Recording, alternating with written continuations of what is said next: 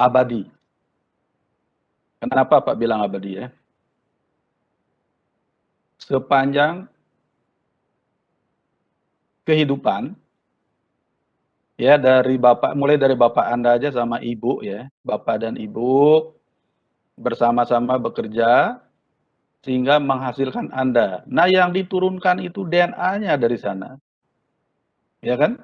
Anda terus sama istrinya kelak bekerja sama menghasilkan anak, DNA Anda diturunkan. Jadi inilah barang yang terus diwariskan dari generasi ke generasi. Nah, sehingga itu akan selalu ada sepanjang kehidupan ada kali ya. Mungkin kalau di hari akhir kita sirna semua mungkin hilang juga dia. Ya kan? Karena tidak ada yang menurunkan. Nah, itulah DNA. Dulu ya, kita bercerita sedikit ya. Kita bermain fiksi-fiksi dulu. Kita menghayal-menghayal dulu ya sedikit. Bagaimana dulu barang ini belum kebayang sama sekali. Mungkin kita anggap aja barang ini barang gaib ya. Jadi tidak kebayang sama sekali. Ada di alam gaib begitulah kira-kira. Nah, dulu sama siapa itu? Mendel ya. Pada saat dia menanam pohon berbunga itu, nah itu bunga merah itu, oh ini ada bidadari merah yang turun ke bunga ini. Nah, begitu pandangannya dulu ya. Ada putih, oh bidadari yang pakaiannya putih turun, ini masuk ke bunga ini. Gitu. Jadi kita nggak bisa memprediksi, tergantung bidadari mana yang akan turun begitu, awalnya ya.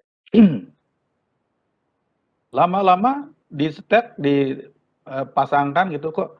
Lama kok bisa dipikirkan ini ya, antara warna putih dan merah umpamanya gitu. Itu awalnya ya. Kok bisa kita bayang-bayangkan? Nah, coba saya tanam ini, silangkan ini, kok pasti nanti kalau nggak merah ya putih. Ah, gitu. Kok bisa dibayangkan? Tapi kalau kita masih menggunakan entah beda dari mana yang akan turun, kan susah diprediksi. Nah, tapi kenyataannya itu bisa diprediksi. Nah, mulailah dipikirkan. Ada barang tertentu yang diwariskan. Kemudian disebutlah namanya gen.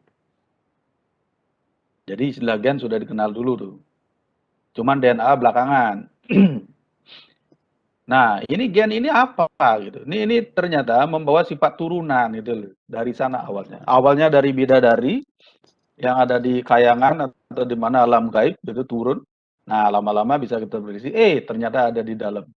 Nah, ternyata ada bahan tertentu yang diwariskan ke keturunannya. Disebutlah kemudian gen. Gen itu yang membawa sifat turunannya. Tetapi kemudian tidak berkembang pesat ya gen itu. Kenapa? Karena memang teknik-teknik pembawa sifat turunan itu belum begitu mantap ya. Orang berpandangan kemudian, ya apa itu gen atau yang membawa sifat turunan itu ya? Apa itu ya? Wah, banyak bilang protein. Ini pasti protein, kerja protein ini. Gitu kan? Setelah diuji coba, proteinnya dimasukin umpamanya, nggak membawa keturunan. Kemudian ada ahli yang cukup terkenal ya. Nah itu memasukkan itu mungkin di slide-nya ada ya, nanti lihat saja. Memasukkan itu bakteriofag ya, virus yang menginfeksi bakteri. Nah itu DNA-nya dimasukkan oleh virus, sedangkan proteinnya dikeluar ya. Nah, tetapi kemudian anak-anak bakteri itu kok bisa menghasilkan protein-protein virus lagi gitu. Nah ini berarti DNA itulah yang berperan. Jadi begitu, oh ternyata bukan protein, ini DNA. Jadi begitu urutannya. Ada urutan DNA yang ada di dalam tubuh dari bakteriofag itu yang membawa sifat turunan. Baru kemudian DNA dipelajari, apa penyusunnya begitu ya. Bagaimana bentuknya segala macam ya dengan berbagai penelitian. Oh, ternyata dia adalah beruntai panjang gitu, tapi ada juga yang monomernya. Jadi polimer, gabungan dari monomer-monomer menjadi poli. Jadi sama itu saja. Dan dia beruntai ganda, berpilin. Tapi menjadi masalah kemudian ada dua bentuk nih. Apa DNA, apa RNA. Gitu ya. Itu barangnya sama itu. Tapi cuma berbeda di bagian kalau DNA itu deoksiribonukleik acid. Jadi ada ada kehilangan oksi, OH.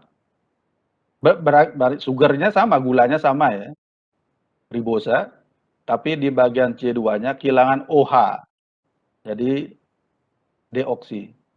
Sedangkan RNA ribosa saja biasa, tetap ada OH-nya. Itu aja bedanya dikit.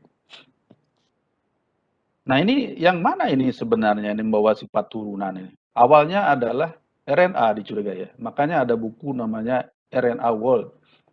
Jadi asal muasal kehidupan itu berasal dari RNA. Kenapa orang ahli menyatakan seperti itu? Karena ternyata RNA itu di samping juga mampu melakukan replikasi ya, mampu menyusun atau membuat protein, juga juga dia bertindak sebagai protein gitu. Jadi mengkatalisis juga. Jadi dia mengkatalisis pribadinya, dia mampu mereplikasi dirinya begitu. Tetapi masalahnya kalau RNA ini kan kayak tunggal. Bagaimana mungkin dia bisa tahan? Padahal RNA nanti begitu dia lepas saja dari kurungan itu cepat sekali habis itu. Dimangsa oleh protein-protein ya. Jadi sangat labil RNA. Tapi kenapa kok kuat gitu?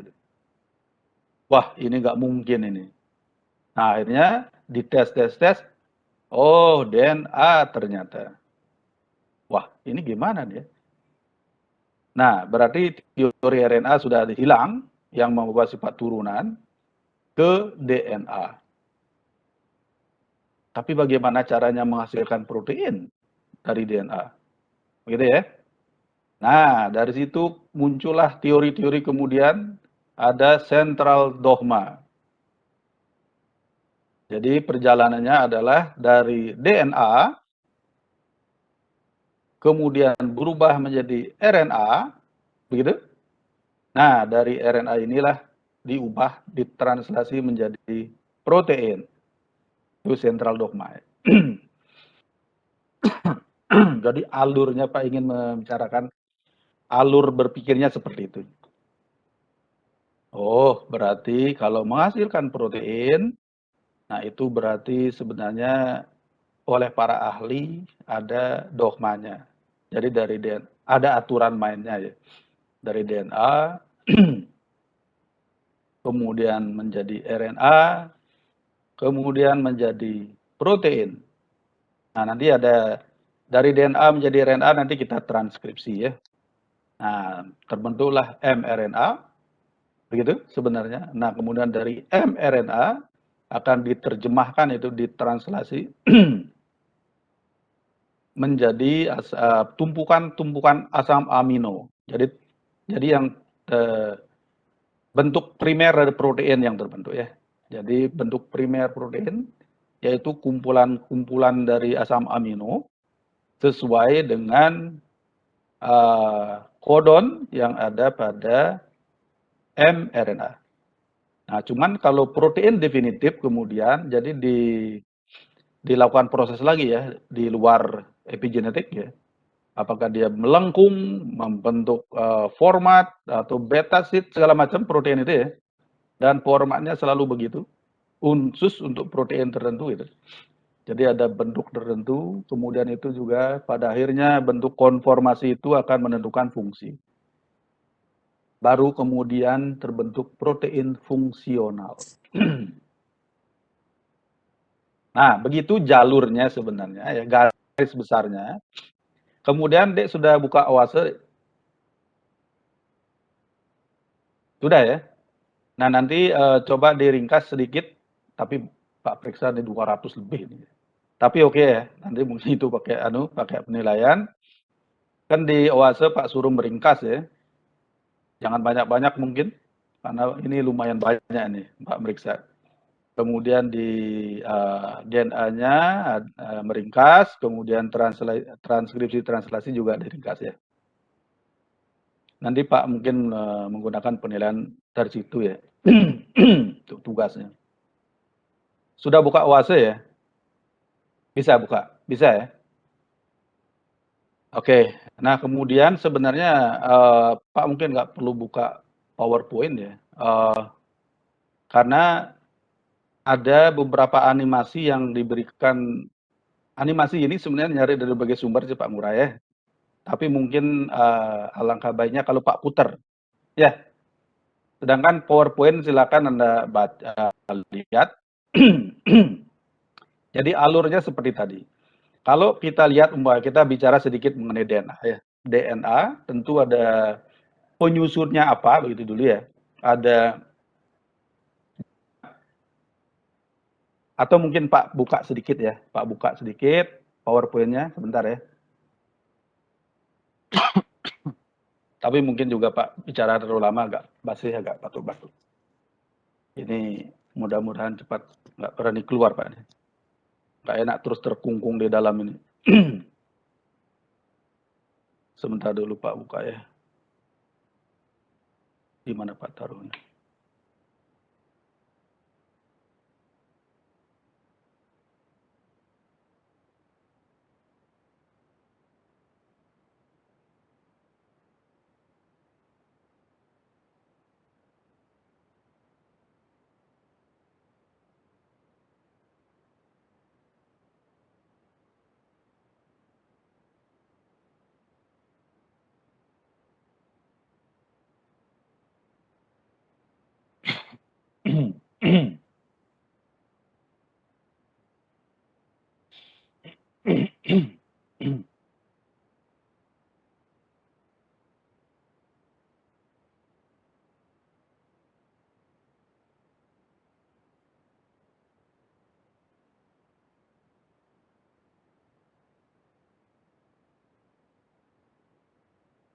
Sebentar. Sharing, share.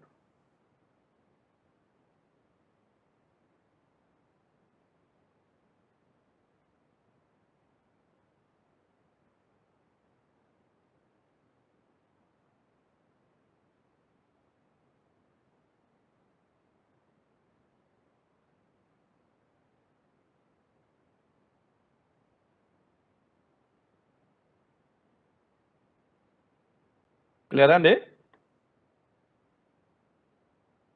Kelihatankah? Lihat dok. Kelihatan dok.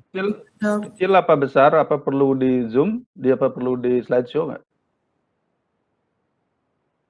Ini bisa kelihatan nggak ya? Nih.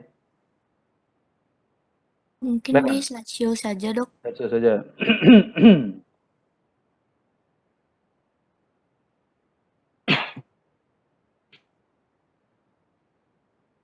Nggak mau.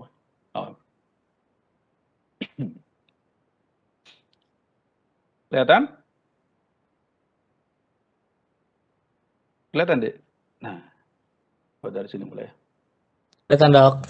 Oke, nah ini kita bicara, kita lanjut aja. Nah ini contoh eksperimen ya.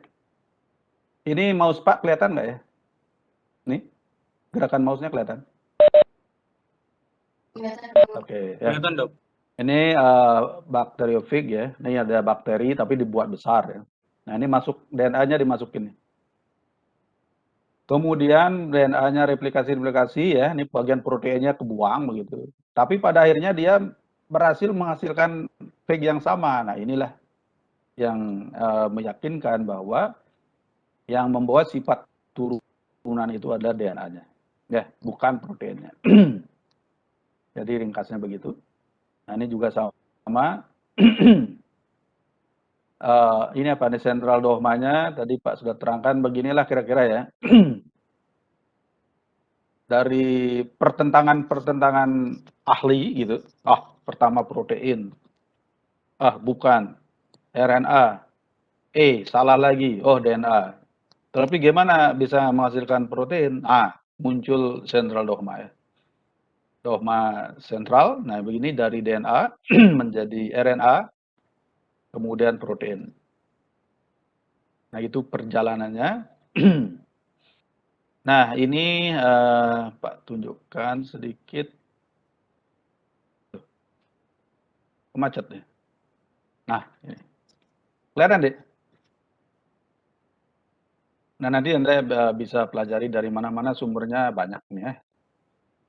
Ini juga Pak Ngurah ngambil dari mana nih ya. Penyusunnya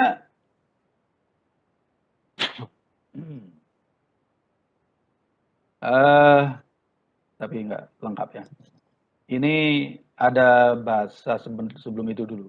Nah ini bahasa-bahasa ya, ada bahasanya dulu. Sebenarnya ada 3 bagian ya. Ada bahasa, ada gula, lagi sebentar mungkin ada gulanya, dan ada fosfat.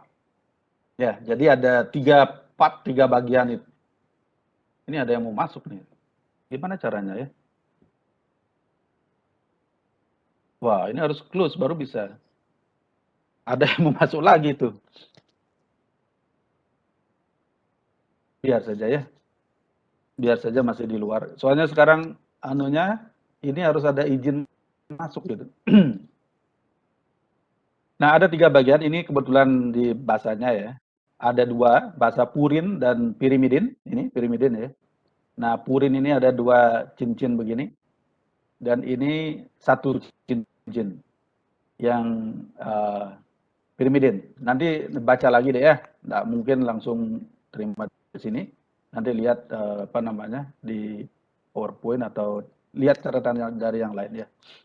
Nah, yang purin itu ada adenin atau guanin. Nah, biasanya disingkat menjadi A bahasanya ya. Ada G, yang pirimidin itu ada sitosin umpamanya biasanya dibuat C yang sudah biasa dengan sekuen ya.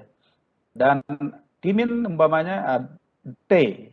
Tapi kalau kita bicara RNA nanti timin berubah menjadi urasil U ya. Nah, itu untuk bahasanya. Kemudian mungkin ada gula. Oh, ini bagian gulanya ya. Jadi ada 3 bagian, ingat ya. Ada basa. Ini gimana kasihan dia, Dek. Berarti harus keluar dulu ya. Sebentar dulu deh, ini kasihan nih partisipan.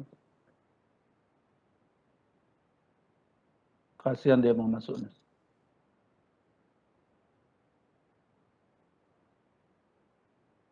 Nggak bisa juga. Aduh, harus keluar. Sebentar deh, sebentar. Ini harus keluar dulu. Oh, tidak ya? Oke, oke. Ulang ya.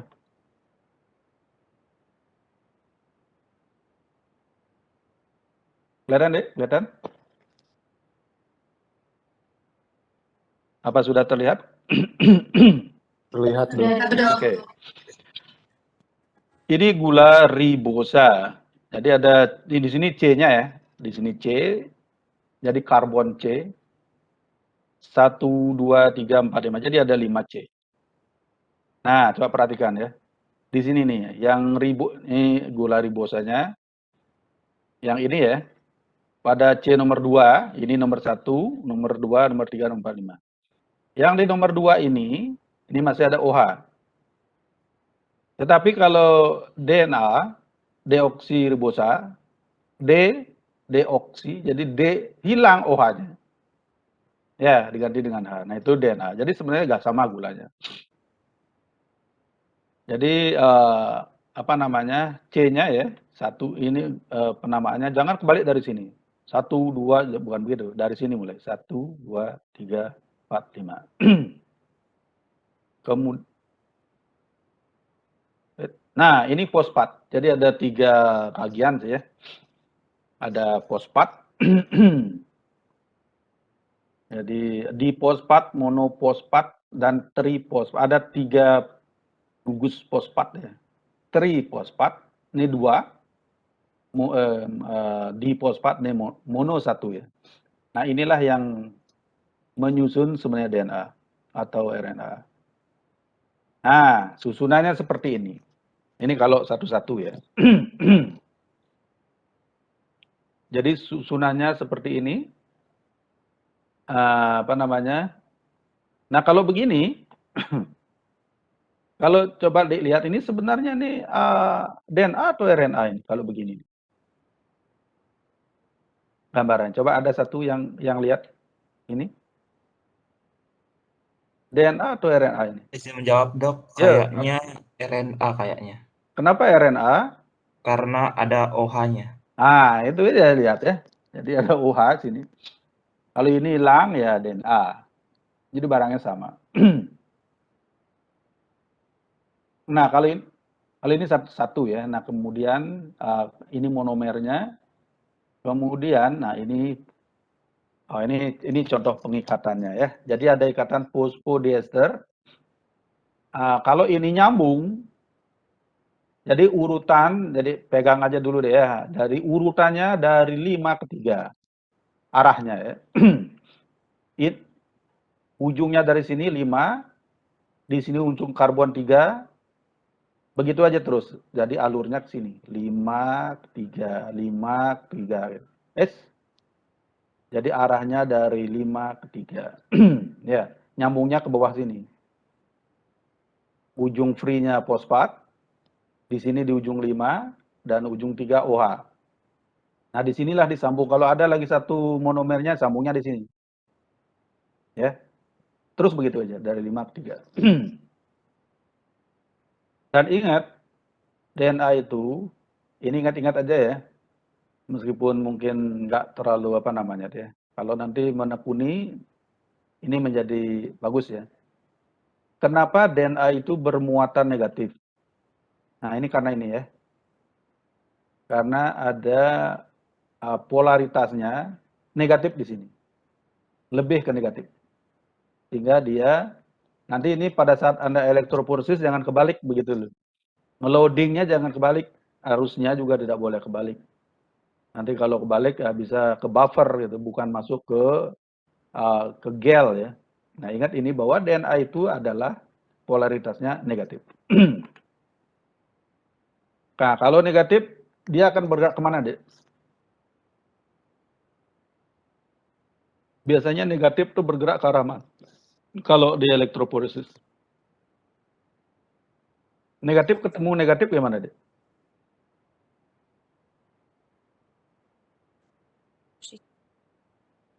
Negatif ketemu negatif? Positif. Hah? Positif. Ya, negatif-negatif bertolakan ya. Jadi dia mengejar laki-lakinya. Ini kalau kita bilang perempuan, dia akan mengejar calon suaminya laki-laki. Jadi ingat, kalau ini perempuan nggak ketemu perempuan ya, jadi harus cari pasangannya. Jadi gerakannya ke positif. Nah, itu ikatan tadi ikatan ini fosfodiester ya, ini.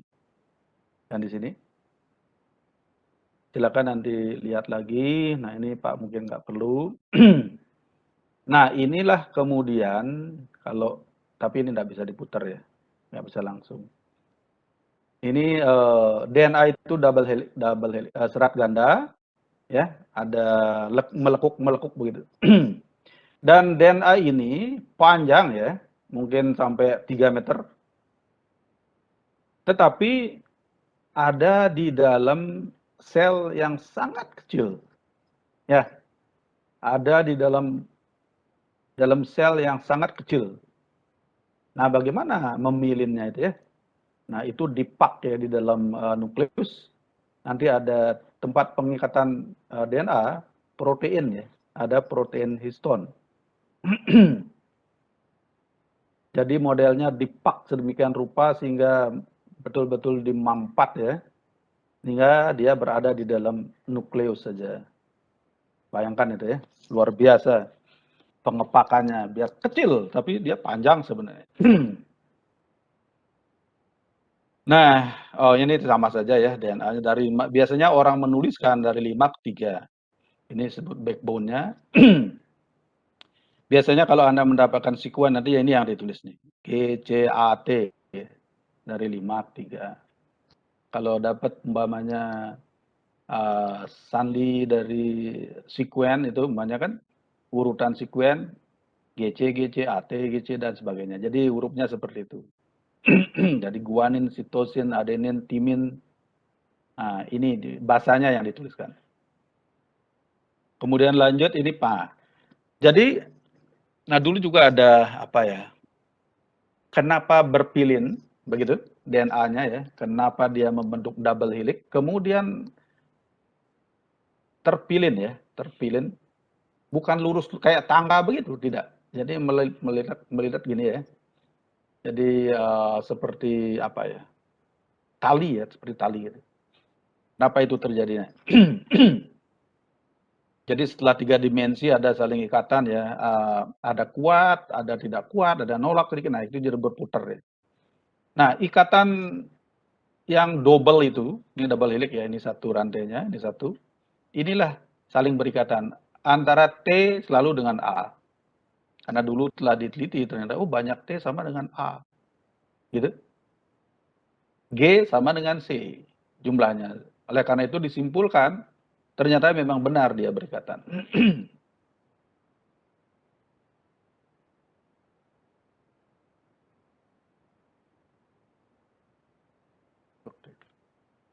Ya, nanti buat pasangannya atau komplementernya ya, dari T dengan A, ini pasangannya ya, C dengan G. Jadi CG, sitosin, guanin, AT, adenin, timin. Nah, AT ini termasuk dengan ikatan yang lemah karena adanya 2 ikatan hidrogen. Ini ikatan hidrogen ya. Sedangkan GC itu termasuk ikatan lebih kuat karena 3 ikatan hidrogen. Nah, ini nanti bisa diingat-ingat ya. Jadi ikatan hidrogen, kenapa GC-nya lebih kuat dari AT? Karena ada 3 ikatan hidrogen. Nah, pada saat Anda nanti menyusun primer umpamanya ya, nanti kerja di lab. Nah, ini apa namanya jumlah G, C, AT itu menentukan. Ya. Karena kalau GC-nya kurang umpamanya sehingga menjadi cepat sekali lepas ikatannya. Itu kurang bagus juga. Akan menentukan waktu annealingnya ya. Nah, ini nanti kalau kerja di lab atau menekuni, meneliti bagian DNA, mungkin nyampe di sini nanti penyusunan primernya. Kemudian, nah ini sama ya, sintesisnya dari 5 ke 3. Untuk replikasi, jadi DNA itu kan diwariskan ke anak ya, ke keturunan lah kalau kita ya. Nah, dia akan direplikasi. Untuk replikasi tentu membutuhkan enzim DNA polimerase. Ya. Untuk replikasi karena dia harus memperbanyak.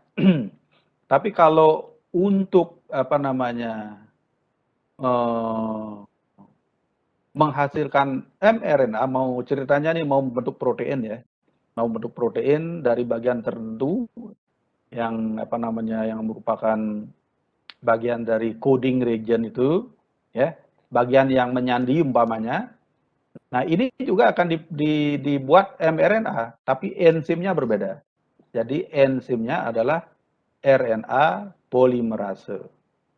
Tapi tergantung pada DNA. Ya, jadi istilahnya DNA dependent RNA polymerase. Jadi gitu. Jadi bahan dasarnya adalah DNA, kemudian dia bekerja, tetapi tidak DNA yang dia buat, tapi RNA. Jadi T itu diubah menjadi urasil. Itu saja sebenarnya. Nah, itu untuk memproduksi protein ya. Tapi kalau untuk replikasi, diturunkan dan sebagainya ya DNA polimerase. Itu ya. Nah, ini double helix lagi, ada grupnya yang kecil dan grup seperti biasalah ya dalam kondisi terpilin itu orang kemudian ahli, oh ini pilinan yang lebar, pilinan yang kecil begitu. Kan kayak tali diputar gitu. Ada sulcus yang kecil, ada yang lebar. Kemudian, nah ini replikasi, nah ini contoh ya, ini contoh replikasi. Jadi bagaimana dia diperbanyak gitu. Karena dia berbentuk double helix, jadi harus dipecah dulu, direnggangkan dulu. Ini ada berbagai enzim lah terlibat di sini. Ya, setelah gitu baru berjalan, harus di prime dulu. Ada suatu tempatan tertentu dari protein DNA polimerase umpamanya. Nah, baru memperbanyak. Tentu dibutuhkan bahan-bahan DNA. Jadi harus ada. Nah, primer ini kita modifikasi. Kalau di lab supaya terjadi umpamanya perbanyakan, kita juga menggunakan primer ya. Jadi primer itu nukleotida pendek yang kita sering buat. Pak buat biasanya 24-an. Jadi 18 sampai 30 mungkin ya. Kalau Pak buat biasanya 24-an ya. Ada Pak buat 20 sampai 24. Jadi begitu. Nah, itulah begitu ada enzim, kemudian itu melekat ya dengan template-nya, ada enzim dan polimerase nanti perbanyak. Tinggal nyambung. Nah, itu untuk replikasinya. Nah, ini mungkin rangkuman, nanti bisa baca saja. Ada struktur DNA, ada gula, tadi ingat ya, ada gula ribosa, ada fosfat, dan ada basa. Basa ada 2, purin dan pirimidin. Yang purin itu apa saja, yang pirimidin apa saja. Ya, umpamanya yang basa guanin umpamanya itu akan selalu berpasangan dengan sitosin. Jadi GC, sedangkan adenin berpasangan dengan timin, AT. Nah, itu kira-kira diingat ya. Pada ujung 5 bebas dari DNA itu ada gugus fosfatnya. Pada ujung 3-nya itu ada OH. Nah, itu kira-kira diingat ya. Kemudian kalau perbanyakan atau replikasi ya, atau polimerisasi itu arahnya dari 5 ke 3. Nah, itu kira-kira rangkumannya. Silakan dibaca nanti ya. Habis. Nah, Pak keluar dulu.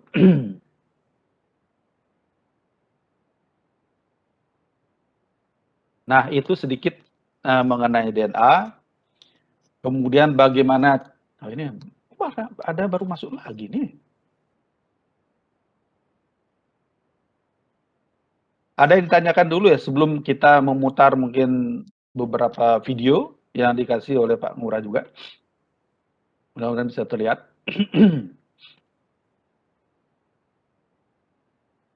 Kok banyak yang masa nyampe 300, Dik? Izin bertanya, Ya, pada replikasi DNA itu kan membutuhkan banyak sekali kerjasama protein ya dok ya. Nah, kalau betul. misalnya DNA ligasi dan enzimnya ini kurang gitu, apakah memungkinkan untuk melakukan proses replikasi DNA dok? Nah, itu dah masalahnya ya. Kalau kita kurang, berarti Anda dalam keadaan tidak sehat. Bagaimana kemudian kita harus mempertahankan semuanya. Kalau protein umpamanya kurang ya, karena bahan-bahan protein kan banyak, bukan saja memang dibuat oleh DNA, tapi butuh asam amino, gitu kan? Apakah itu esensial atau non esensial? Yang esensial harus Anda harus ada juga asupan dari luar. Kalau Anda tidak makan-makan gitu, ya kan? Nah, bahan-bahan itu menjadi kurang. Nah, kita akan menjadi mengurus, protein kurang dibuat, begitu kan? Dikasih obat kok tidak mempan. Nah, banyak yang begitu. Nah, itu pada akhirnya akan menimbulkan keadaan patologis. Ya, pokoknya pegang dalam kondisi faal tubuh. Kalau ada sesuatu yang kurang, pasti bermasalah. Kalau lebih, mungkin jalan reaksinya oke, tapi kadang-kadang menimbulkan sesuatu yang kurang bagus juga. Contoh, namanya kelebihan gula kan, perut Anda akan menjadi lebih besar lama-lama. Itu kan, jadi lemak. Nah, itulah kira-kira. Jadi di lab juga sebenarnya kalau kita mau memperbanyak lah ya, mereplikasi juga. Tidak boleh kekurangan bahan, kita meniru di alam. Reaksi PCR umpamanya ya. Jadi kalau umpamanya DNA-nya kita kurang, DNTP maksud Pak ya, campuran ada ATGC tadi. Nah itu bisa nggak sesuai dengan panjang. Umpamanya kita mau membuat panjang 1000, 200 selesai. Jadi hasilnya tidak optimal. Gitu kira-kira ya. Ada yang lainnya deh? Ya, terima kasih dok. Ya. Pokoknya pegang karena ini kedokteran hewan ya. Kalau sesuatu yang terjadi dalam tubuh itu kurang bahan, yakin pasti akan ada masalah. Ya, itu juga dasar-dasar sakit metabolisme ya. Kelebihan terlalu banyak juga bermasalah.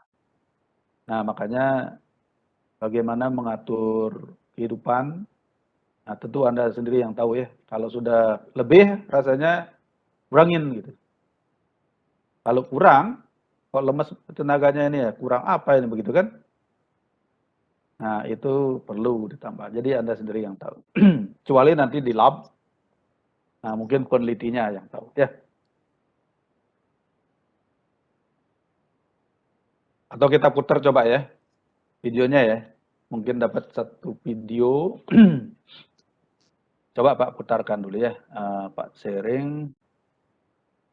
Karena biar nggak rugi juga Pak Ngurah mencarikan video ini. Sebentar dulu, gimana cara muternya ya? Sebentar, sebentar. Oh,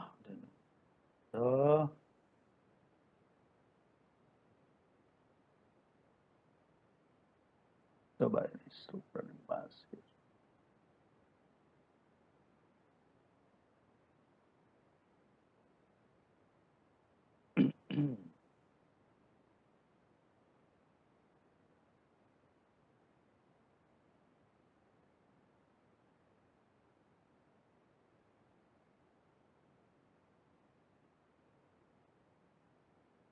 Nggak muncul ya? Oh ya, sebentar, sebentar.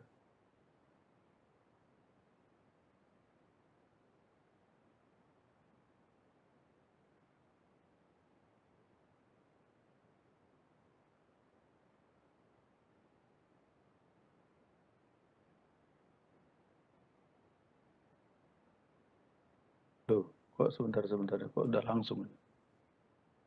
Oke.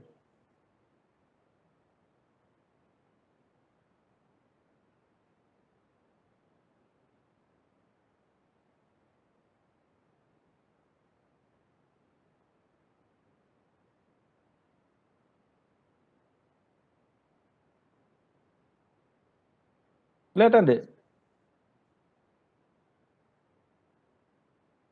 Kelihatan, Dok. Kelihatan? Oh, hilang ya?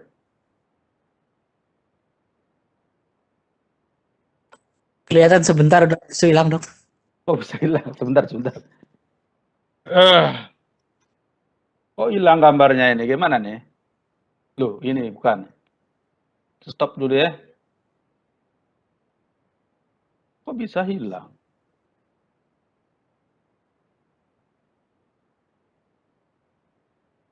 Sebentar, sebentar.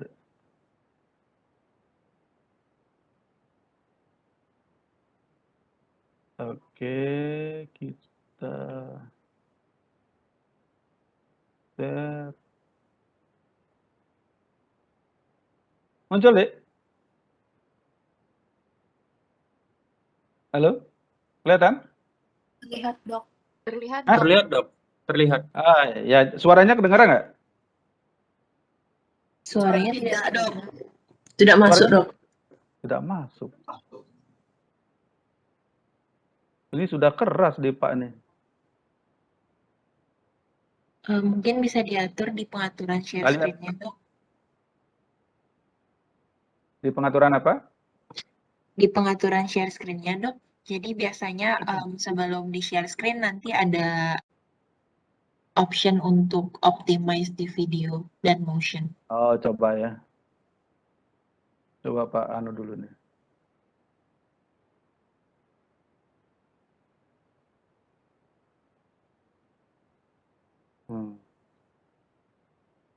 Bentar, kok nggak mau?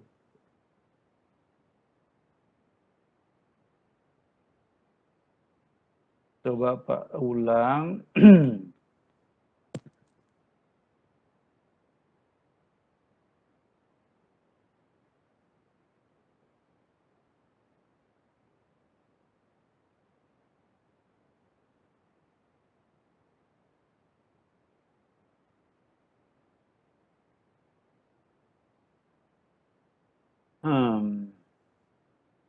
Kalau tidak bisa nanti dibatalkan videonya deh ya.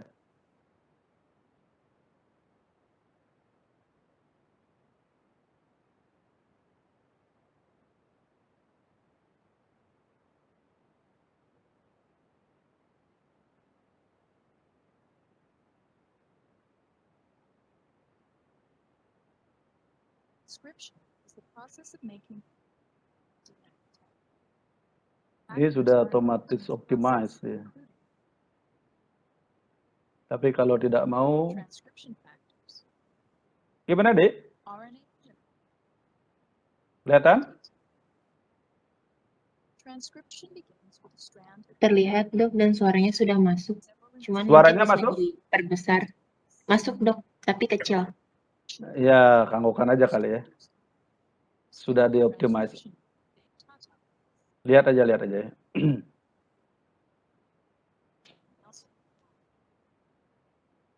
Several complexes known as transcription factors are required for successful Tadi yang ditanya itu faktor-faktor transkripsi itu banyak ya.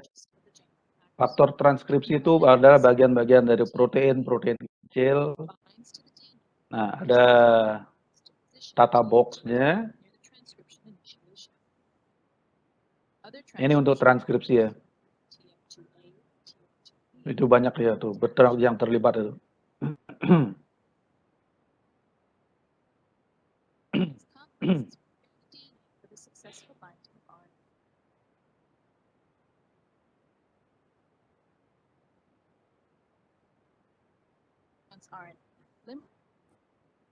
Transcription factors complete mature transcription.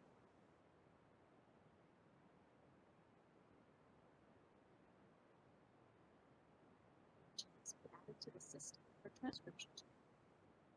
This energy is provided by the reduction of ATP to ATP. RNA polymerase then synthesizes strand of DNA. Most factors are released after transcription begins. If the transcription unit is reached, the RNA polymerase dissociates strand is released.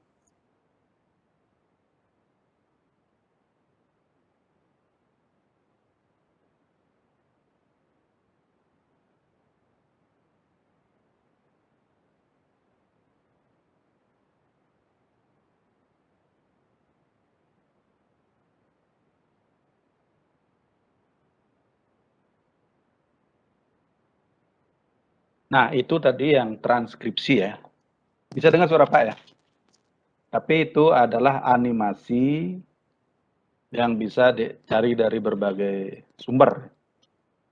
Nah, tadi yang Pak ingin tonjolkan di sana kan ada transkripsi, di mana dari template dari DNA cetakan itu akan diubah menjadi rNA. Tadi yang tanyakan itu kan, kalau ada faktor-faktor transkripsi yang dimaksud itu adalah protein-protein yang terlibat ya. Jadi banyak sekali protein-protein yang terlibat. Nah itu kalau salah satu aja kekurangan itu, salah satu bahan nggak ada, nah itu nggak optimal ya, bisa nggak jadi gitu loh. Jadi tidak tidak berfungsi itu untuk menghasilkan mRNA. Nah, yang dihasilkan pertama itu gen itu ya. Ada gen sebenarnya mungkin tidak dikasihkan di sini. Itu ada yang namanya coding region, ada non-coding region. Nah, yang coding itu ada lagi di bagiannya ya, ada exon, ada intron gitu sebenarnya. Yang exon ini yang menyandi, yang intron itu adalah bagian DNA yang ada di antara dua exon. Nah, mRNA pada awalnya, jadi semua itu ditranskripsi, baik itu exon, intron, semua ya, semua dibuat sesuai dengan panjang gen yang ditranskripsi tadi. Jadi berapa panjangnya tuh? Set, dibuat semua tuh. Di dalamnya ada exon, intron, exon, intron. Set. Nah, padahal yang kita butuhkan, yang menyandi, yang codingnya sebenarnya, yang exon saja. Kan begitu. Nah, semua tadi mRNA yang kita dihasilkan itu namanya pre-mRNA. Jadi pre ya. Jadi sebelum dewasa dia. Nah, kemudian dalam proses selanjutnya masih di inti ini ya, di inti sel. Kemudian bagian intron itu dipotong-potong di slice ya. Ada namanya slisosom yang motong, terpotong. Nah, bagian exon tersambungkan. Gitu ya. Terbentuklah mRNA yang dewasa. mRNA ini kemudian dikeluarkan dari inti sel. Ya kan? Karena produksi protein sebenarnya ada di sitoplasma. Kalau kita bicara sel, ya.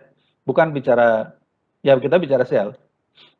Nah, produksi protein ada di ribosom, di sitoplasma. Maka mRNA ini dikeluarkanlah dari inti, nanti masuk ke sitoplasma, masuk ke ribosom. Nah nanti di situ baru ada namanya rRNA. Jadi ribosomal yang terlibat ya, ribosomal RNA, kemudian ada transfer RNA, tRNA. Dalam apa namanya itu? Dalam proses translasi. Di transfer RNA ini akan membawa, dia sebagai apa namanya itu ya, pembawa yang mana ujungnya itu ada asam amino. Ah gitulah kira-kira sedikit ceritanya ya. Jadi tadi itu adalah transkripsi, ini yang paling menentukan apa gen berfungsi atau tidak. Umpamanya ya ada kita suntik saja umpamanya hewan ini dengan menggunakan apa ya, supaya dia menghasilkan albumin yang banyak umpamanya. Nah, itu faktor transkripsi harus cukup yang tadi itu. Jadi begitu. Kalau ada faktor-faktor transkripsi tadi yang cukup, yang tidak cukup ya, ada protein kurang, atau mungkin bahkan DNA apa namanya itu, RNA polimerase protein itu ya, kurang, itu sudah nggak bisa jalan. Nah, jadi itu harus cukup. Nah, baru ditranskripsi. Dari transkripsi ini mRNA dikeluarkan. Nah, begitu selesai translasi sebenarnya, itu mRNA langsung sirna itu. Begitu selesai menghasilkan protein, ya, seret nyambung asam amino, selesai, lepas. Nah, ini cepat sekali degradasi. Jadi mRNA itu tidak akan bertahan lama di dalam sel. Ya, kalau bertahan lama tentu akan memproduksi protein terus-menerus ya.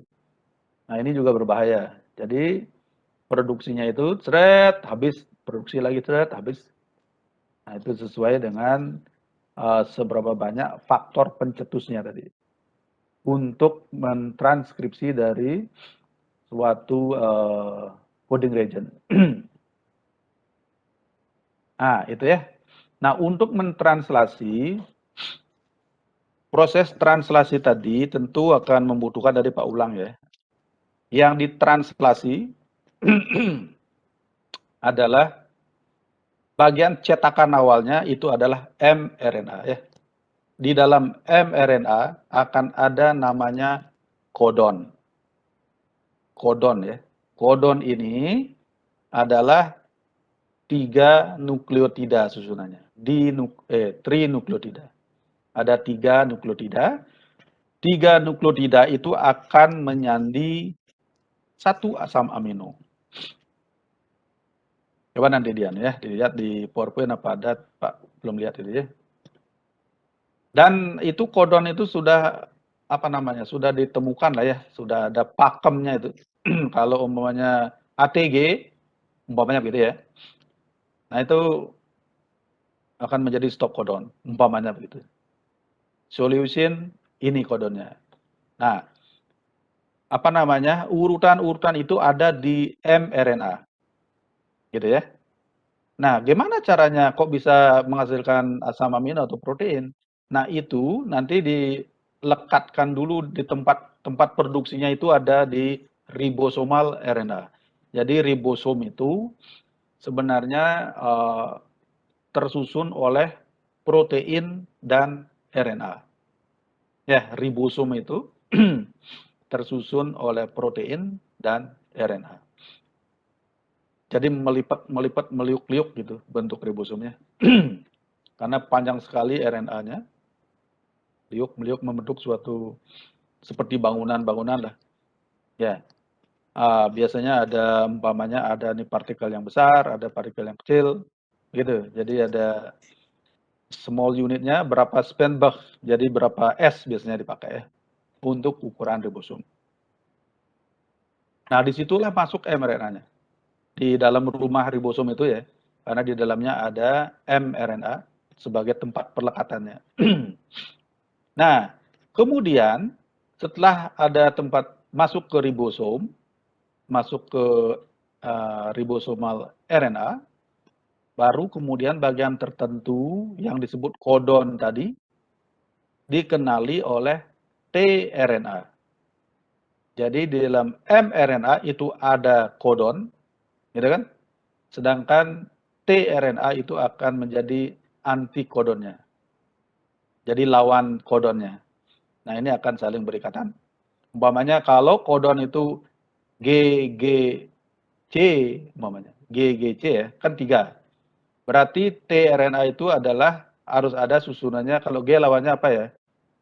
G berarti C ya. Selalu ikatannya gitu komplementer. C, C, tadi A ya, T. Nah, begitu. Baru dia melekat. Nah, terus bergeser, baru nempel satu asam amino, bergerak lagi ke susunan yang lain. Apa susunannya begitu? Bergerak terus ya. Kayak geser-geser begitu. Nah, pada akhirnya asam amino akan saling tempel satu sama lain. Nah, terbentuklah beberapa asam amino, umpamanya 100 ya, 100 asam amino. Nah, ini adalah bentuk primer dari protein. Struktur primer protein, artinya asam amino yang lurus. Ya. Nah, apakah ini protein fungsional? Belum ya. Nah, nanti ini struktur primer atau asam amino ini lepas, kemudian dia menggulung gitu. Ya, menggulung dan sebagainya, kemudian ada mungkin ada atom lain yang menambahkan, umpamanya ada ion apa gitu ya, apa magnesium atau Hb atau apa gitu ya. Nah, itu membentuk suatu konformasi dari protein itu. Nah, baru kemudian dia berfungsi. Jadi harus ada active site-nya. Dan ini sudah artinya kalau protein itu memang begitulah bentuknya.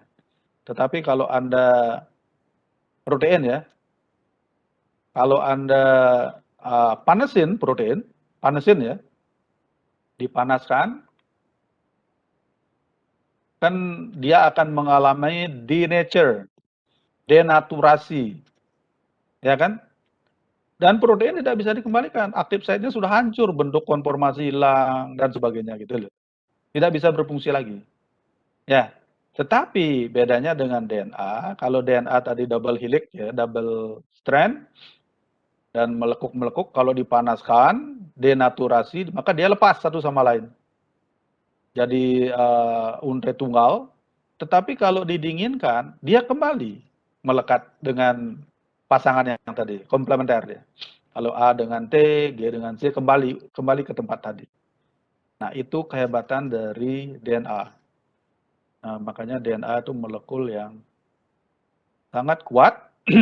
Makanya itulah yang membawa sifat turunan dari masa ke masa. Jadi begitu ya. Nah, ini tadi baru ada yang masuk ya. Mungkin untuk transkripsi dan translasi silakan nanti ada, kalau untuk menambah ya, menambah gimana membayangkan, bisa dicari dari berbagai sumber. Kan bisa ya. Bahwa gimana nih, coba ada cari lewat internet sekarang kan gampang. Jadi ada animasi yang dibuat, nah itulah untuk memudahkan belajar. Ya. Oke, mungkin untuk sore ini cukup Pak, cukupkan ya. Sebelum Pak tutup mungkin ada yang ditanyakan. Meskipun tadi ada yang baru masuk. Ini 259 pesertanya ya. Memang benar begitu kira-kira ya? Benar ya? 259, 258. Lumayan juga ya. Oke, kalau tidak ada yang ditanyakan, Pak akhiri ya. Mungkin Pak cuma 2 kali, kemarin pakai OASE saja, karena nggak sempat. Sekarang sempat, tapi kondisinya terisolasi. Nah, itu kurang enaknya. Tetap jaga kesehatan ya. Meskipun sebenarnya Omikron, karena Pak sendiri kena, ya, tapi nggak terlalu parah sih sebenarnya. Suaranya emang agak belek-belek sedikit, dan agak sesak sedikit saja. Sebenarnya, tapi jangan kerja keras saja. Gitu ya. Tolong patuhi protokol kesehatan. Dan semua adik ini apakah ada di Denpasar atau di rumah masing-masing? Di Denpasar, Dok. Semua sudah di Denpasar? Saya masih di rumah sendiri, Dok. Kurang tahu. Oh. Sebenarnya ini akan anatomi ya. Kemarin maunya Pak itu membuat praktikum anatomi offline. Itu. Tetapi kemudian tiba-tiba ada surat edaran rektor tidak membolehkan offline sama sekali. Ya, kita kembali ke online.